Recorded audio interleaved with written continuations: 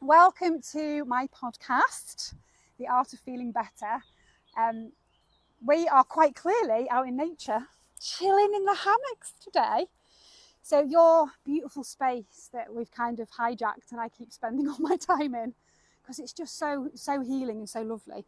And I thought, as part of the progression of this podcast and kind of looking at all of these topics that we talk about quite often around all of the broken things that maybe don't work, or the spaces that we find ourselves in where we're unable to heal, or whether we're sort of finding ourselves around a lot of toxic energy, things like education and health and society in general. And we tend to gravitate back to here, don't we, to nature, because that's where the medicine is. And I love listening to you speak when we've been here before and we've done some mindfulness and some meditations, and just hearing you speak about some of the science behind it, I guess, or the actual the real medicine that we can get from nature, which is just lost, isn't it? It's completely lost. And my big passion now is to try and connect in with my knowledge and the work that I do around the medicine wheel and the different spaces and the different kinds of elemental medicine that we can get, is to try and bring other people in, like yourself, people that work in these spaces, to try and share a bit of that. So in the north, the space that I work in the north is all around the natural environment, around the earth, around the planet itself and the natural environment. So I'm trying to get some courses and resources set up that make it really easy, some easy language for people that aren't necessarily used to this kind of stuff. I think it's very woo-woo, and to maybe understand just how powerful the natural environment is. And it's free, isn't it? It's like I've got abundance of it everywhere. So I thought I just wanted to speak to you and chat with you around making some nice noises around trees. I mean, that's your thing, trees. Yeah, your thing, it and, is, and me, absolutely. I resonate so much. So tell me about anything you want to share around your experiences and around wow, trees. I could talk for hours and bore many people doing this, but yeah, I think the first kind of sciencey word is that biophilia word, really, and the fact that we as a human species have evolved with nature. So if you think about the length of time that we've been as humans as we are now, if you like, only about that much of the time is time that we haven't lived in nature and we haven't survived. So if you think about evolution, everybody evolves, everything evolves together, and everything evolves as a circle of life, and we're all connected and everything else. So we've got a natural connection to nature, and we've used it for survival, for food, for medicine, for fuel, for building, everything you can imagine we've been able to get from nature. So it makes sense then that when you go into nature, your blood pressure reduces, your heart rate reduces, your immune system boosts, your happy chemicals, you get your dopamine, your serotonin, all those lovely chemicals go up, cortisol goes down, and the thing is, there's nothing woo about that. We can come into nature and we can go, oh my God, this is amazing, and you get the feeling, that awe feeling like you get when you go into maybe a cathedral or a beautiful building of some description. So you can feel it, but knowing that science is there is just incredible. That's the difference, isn't it? Because you can't. I mean, I've always had an affinity to nature. Always, particularly trees. Very similar to you, we resonate. I think trees is a big thing for me, and you can feel it. You can't deny it, can you? You can't say no. But a lot of people are still so resistant because we've disconnected so much. I think we've completely shut off from it. And that's really sad, because then not only are we disconnected, but we're actively pushed in the opposite direction rather than being pushed towards it. And even I knew when I was going to be talking to you today, I thought, I want to mention this to see. The term tree hugger is such a derogatory, negative connotation. But when it's bandied about like towards, it's like, medicine, man. It's like all your chemicals. There's a science behind it that people fail to understand. Absolutely. But the fact that the terminology is so, she's one of them hippies, new agey tree huggers. I think it is changing a little bit. People are understanding, and there's some, players and some famous people now that are understanding and are actively supporting woodlands and growing trees and things like that. But if you're in a mature woodland, those chemicals that you're getting from those trees are wonderful. But then you also get the added benefit of the skin to nature contact, and you get the energy balance. And that goes down to an atomic level of how that changes your body and the energy levels. It actually, it's not a very scientific way of explaining it, but it flushes those toxins that you get from synthetic materials and artificial lights and all those things that we pick up on that cause stress and distress and all those other things, and it flushes them out, and it just balances your hormones and everything else. So yeah, so it's really a reset, isn't it? A reboot. amazing. And the amount of time, and I mean, obviously it's quite obvious now, I don't really, it doesn't matter what people say, but I do find it interesting, you know, shoes off. Whenever I can possibly get my shoes off, I have my shoes off. And there's still the kind of language that's like, what are they like that's an unusual thing, or that's something a bit silly, or it's to be ridiculed, or I just find it so interesting, because that's what we're meant to do, and we've come so far removed. There's a judgment, isn't there, which I think we've been trying to sort of get out of that space for a long time, and just trying to share a bit of knowledge, a bit of wisdom. But I'm doing some work around that at the moment within some of the energetic courses that I'm trying to do, and I'm trying to dispel the woo, and I'm trying to explain things from a scientific standpoint around electromagnetic frequency and around discharging all of that into the earth. And that's what we do it for. 30 minutes, feet on the earth, really every day is yeah, medicine, absolute healing and medicine. But then if you operate in certain spaces and you go in and you say that, I think, just take your shoes off and everything's magically fixed. Yeah. Well, you might want to try it, see what happens. You get everything from it, you know, all of the things that happen in the world, the floods, you know, the temperatures and everything else. You come into a woodland, it's naturally cooler. You know, the trees soak up water. The more woodlands that we're getting rid of, the more of a harsh, a harsh environment that we can't survive in. We're creating, isn't it? Yeah, completely absolutely unnatural. And like you say, I think the education maybe to get out there, as difficult as it is, and it shouldn't be that difficult, should it? It's just ancient wisdom, is the fact that everything is finely calibrated to work in harmony. And most people will look around and not only do they not see it, not respect it, and just completely abuse it, but when you have that understanding of how everything works, and under the ground, all of the systems that work, and how everything speaks to each other, and hear the birds. Yeah, I know, I'm trying. They're joining in the conversation.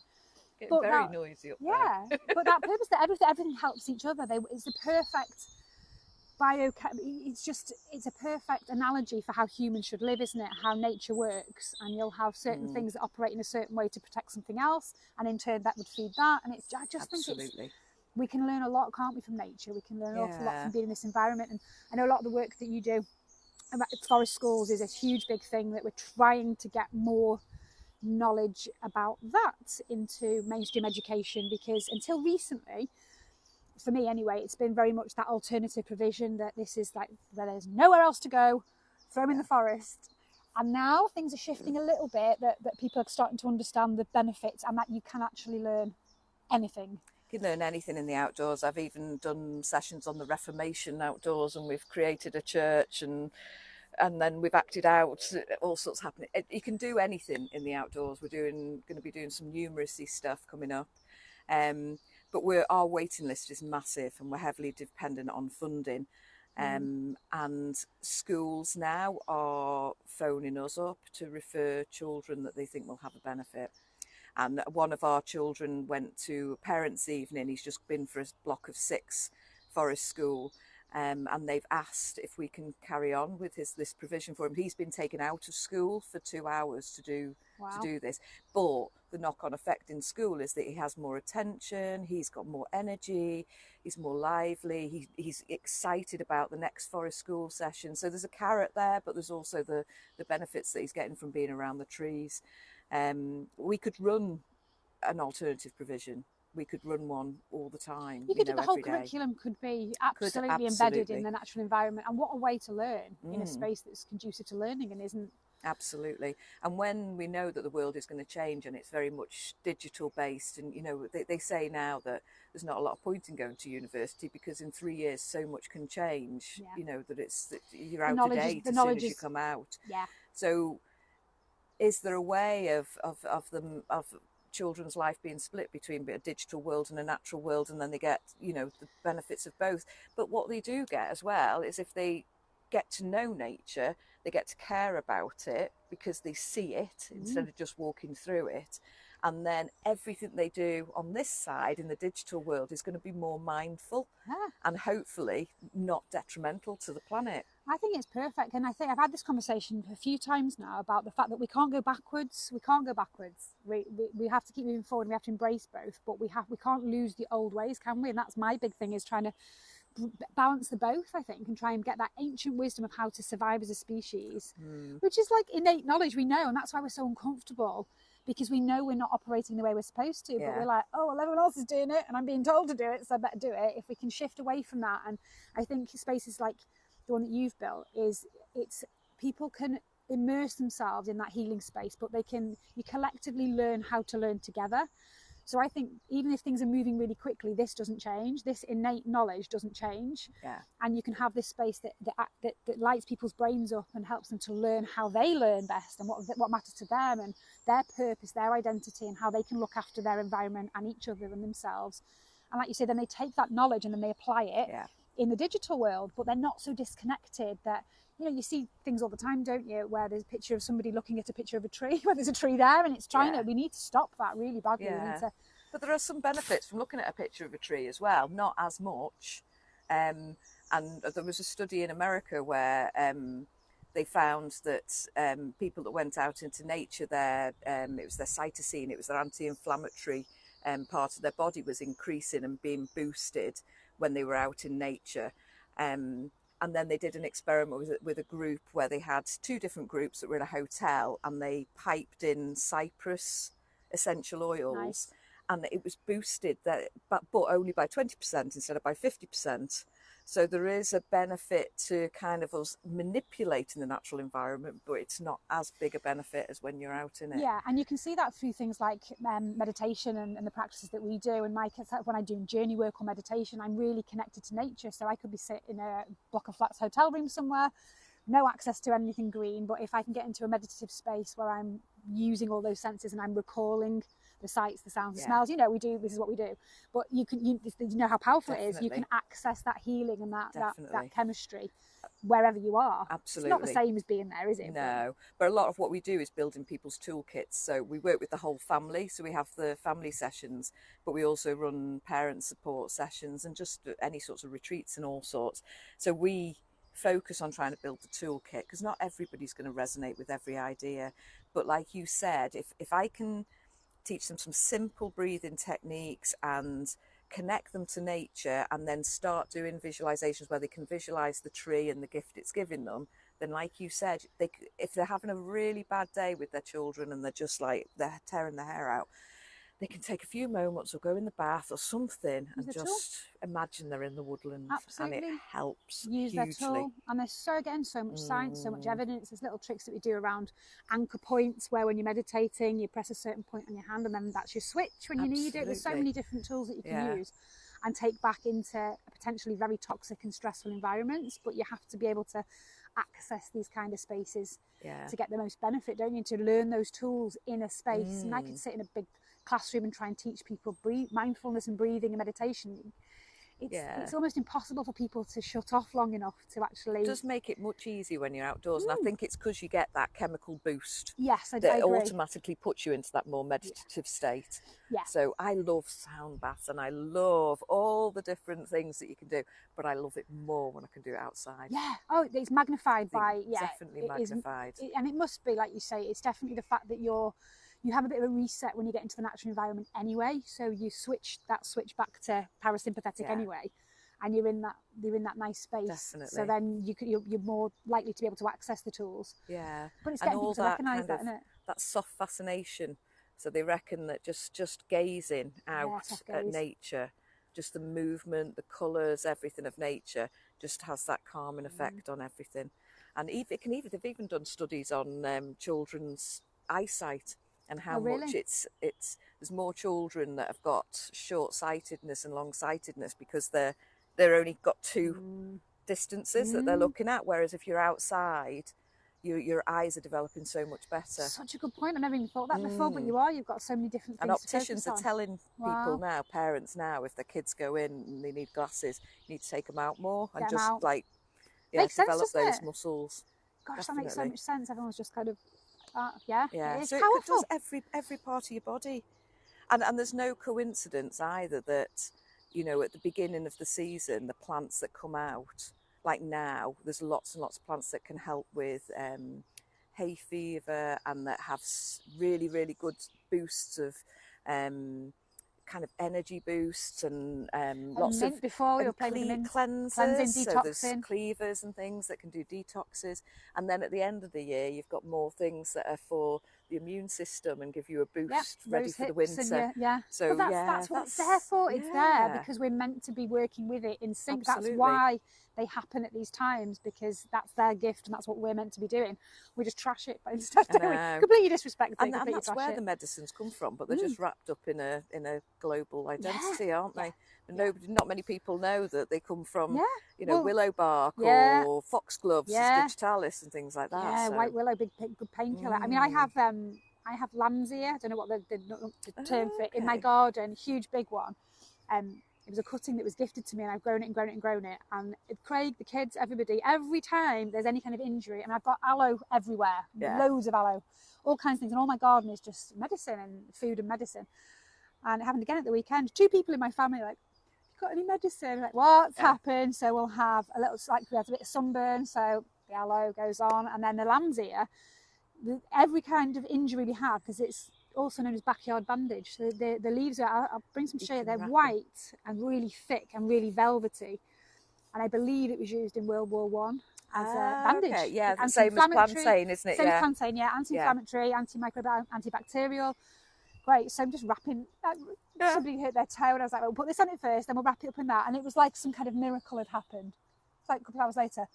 How did you do that? I'm like, that's why it's here. You know, that's what it's used for. But for me, it's like passing on that knowledge, isn't it? Like one of these in your garden. It's used for everything. Yeah, brilliant. So we use plantain very similar to that, and I've had people that've got toothache just chew it, and put it on the tooth and things like that. It's really, really good. But we just lost the knowledge, haven't we? We've lost it, and we need to kind of bring that back and share it. And I guess again, the barrier is that it's been a lot of what we do has been so discredited over the years, especially it's very difficult to get that credibility and to get into the spaces where it's needed, but much different now, isn't it? The shift is definitely happening, where people are starting to be a little bit more open to the woo. It's not such a bad thing anymore. Well, it was given the woo idea, wasn't it, by people that didn't want us to help ourselves, I think. And exactly. It's the terminology used to discredit and say, no, don't look over there. Here's the solution. They don't know what they're talking about. They're just silly, crazy. And that's you know, unfortunately, the road that we've gone down. But some of us are kind of sat there going, still over here when you're ready. Just come back and learn something together. So that's where we're at. So tell me a little bit more about what's happening up here, because then I'll add some links in to anything you want me to add, really, to the website. That's so brilliant. what's happening on site? What are you planning? So we're becoming an events site and a holistic site for education and well-being. We've just had some funding from the lottery, and it's through Natural Resources Wales, so we're going to become part of the National Forest of Wales, which is really exciting. So exciting. So we're going to be managed public access, so that we can carry on working with vulnerable and isolated groups and things. But it means that we can offer lots and lots of different holistic experiences in nature. We can rent spaces out. We've got a teepee, we've got fire circles, we've got hammocks, as you can see, loads of resources, this wonderful woodland. We've got some events as well, some festivals coming up. So we've got Pagan Fest coming up, Wild Woman Woodland Weekend, which we're running. So if anybody wants to come and join us in the woods, they can do. And all sorts. I've got some weddings. I've got my wedding license. That's exciting, so isn't people it? can legally come here and choose any tree within 47 acres that they would like to get married underneath. And I think that's a really nice thing, because the law changed at the end of 2021, but it's taken a long time for people to be able to get caught up. How gorgeous is that, though? Yeah, so you don't have to go in a teepee or under an arch or anything man-made. You can just get married. You could get married sat here in hammocks if you wanted to. I wish that had been an option when we got married, although I don't know whether Craig would have. He'd gone along with it, but what a nice thing to be able to do, to have that choice. Oh, We got married here, but we had to get married out elsewhere, and then we came and had our party here, me and my husband, so nearly 20 years ago. Wow. But yeah, and the beauty is there's unlimited guests, so you can have your festival wedding. We've got stages and license to do drink and things like that. So yeah, we had a masquerade ball for our wedding. Oh, I love it. So everything. I had Mozart sat on one side and Shrek on the other. It was just bonkers. That sounds like the best wedding ever. Yeah. Oh God, what a cool wedding. See, it makes me want to get married all over again. But okay, I won't. So I have 3 questions for you. I'm asking everybody that I speak to 3 questions. So the first question is, it's a big one. So just the first thing that comes to you. Okay. How do we change the world? What needs to happen? How do we make the shifts that need to happen? Okay. We stop cutting down woods. Yep. That's simply, don't worry about planting and things like that. We stop cutting down the mature woodlands now because it takes so long for a woodland to develop. Existing woodlands, protect them and let them grow because they will naturally grow outwards. That's the big one. Self-awareness. Can I do 2? Yeah, do Am 2. I allowed? Go on, do it, yeah. Self-awareness. I think more and more people need to know that they are in control of their own life. Hopefully, I know there's some exceptions, but if you are in control of your own life, you have the power to make those decisions, to make those changes. Autonomy, isn't it? Yeah, and get to know yourself, really. Do the work.